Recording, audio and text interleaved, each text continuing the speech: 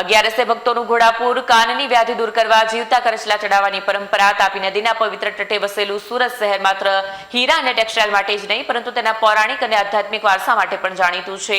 સુરતના અમરા વિસ્તારમાં આવેલું રામનાથ ઘેલા મહાદેવ મંદિર શ્રદ્ધાળુઓ માટે આસ્થાનું વિશેષ કેન્દ્ર છે. અગિયારસે ભક્તોનું ઘોડાપુર, કાનની વ્યાધિ દૂર કરવા જીવતા કરચલા ચડાવવાની પરંપરા. તાપી નદીના પવિત્ર તટે વસેલું સુરત શહેર માત્ર હીરા અને ટેક્સટાઇલ માટે નહીં, પરંતુ તેના પૌરાણિક અને આધ્યાત્મિક વારસા માટે પણ જાણીતું છે. સુરતના ઉમરા વિસ્તારમાં આવેલું રામનાથ ઘેલા મહાદેવ મંદિર શ્રદ્ધાળુઓ માટે આસ્થાનું વિશેષ કેન્દ્ર છે.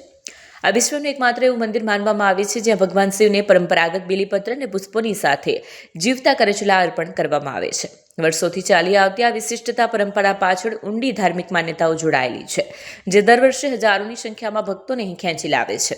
લોકમાન્યતા મુજબ જે વ્યક્તિઓ કાનની ગંભીર બીમારીઓ કે શ્રવણ શક્તિને લગતી સમસ્યાઓથી પીડાતા હોય તેઓ અહીં આવીને મહાદેવની માનતા રાખે છે.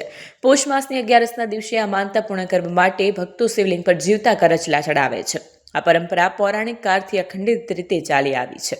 આ ઐતિહાસિક અને ધાર્મિક પૃષ્ઠભૂમિને કારણે રામનાથ ઘેલા મંદિરનું મહત્વ શ્રદ્ધાળુના હૃદયમાં વિશેષ સ્થાન ધરાવે છે. જ્યારે ભગવાન રામ પિતૃ તર્પણ કરી રહ્યા હતા ત્યારે સમુદ્રના મોજાની સાથે અનેક જીવતા કરચલા શિવલિંગ પર આવી પડ્યા હતા.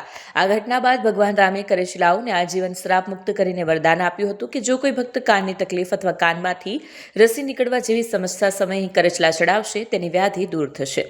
આ કથાના પ્રભાવ હેઠળ આજે પણ હજારો ભક્તો શ્રદ્ધાપૂર્વક આ વિધિ કરે છે.